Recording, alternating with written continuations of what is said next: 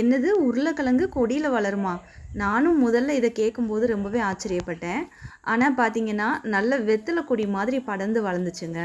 இந்த வெத்தலை கொடி மாதிரி வளர்ந்துருக்கிறது என்ன அப்படின்னா ஏர் பொட்டேட்டோ அப்படின்னு சொல்லுவாங்க. இதில் காய்ச்சிருக்கு பாருங்கள், குட்டியாக வந்திருக்கு. பார்க்க வந்து வெத்தலை இலை மாதிரியே இருக்கும். ஆனால் இது வந்து ஏர் பொட்டேட்டோ செடி. இது பார்த்திங்கன்னா குட்டி குட்டி உருளைக்கிழங்கு மாதிரி வந்திருக்கு. இனி வளர்ந்ததுக்கப்புறம் சமைச்சு பார்த்தா தான் இதோட டேஸ்ட் எப்படி இருக்குது அப்படின்னு தெரியும். இந்த கிழங்குல வந்து கார்போஹைட்ரேட்ஸும் ஃபைபர் கண்டென்ட்டும் அதிகமாக இருக்குதுன்னு சொல்கிறாங்க. இதை சரியாக சமைக்காமல் சாப்பிடக்கூடாதுங்க. நல்லாவே வேக வச்சு தான் சாப்பிடணும். அப்போ தான் உடலுக்கு வந்து நல்லது. இதெல்லாமே நான் கேட்டு தெரிஞ்சுக்கிட்ட விஷயங்கள் தான். இன்னுமே நான் இதை சமைச்சு சாப்பிட்டதில்லை. உங்களுக்கு இதை பற்றி நிறைய விஷயங்கள் தெரிஞ்சுது அப்படின்னா என்னோட ஷேர் பண்ணுங்கள். இந்த செடிக்கு இன்னொரு பேரும் இருக்குங்க, வெற்றிலை வள்ளிக்கிழங்கு அப்படின்னு சொல்கிறாங்க. ஏன்னா வெற்றிலை இலை மாதிரி இருக்குது பார்த்தீங்களா, அதனால் காவள்ளிக்கிழங்கு அப்படின்னு சொல்கிறாங்க.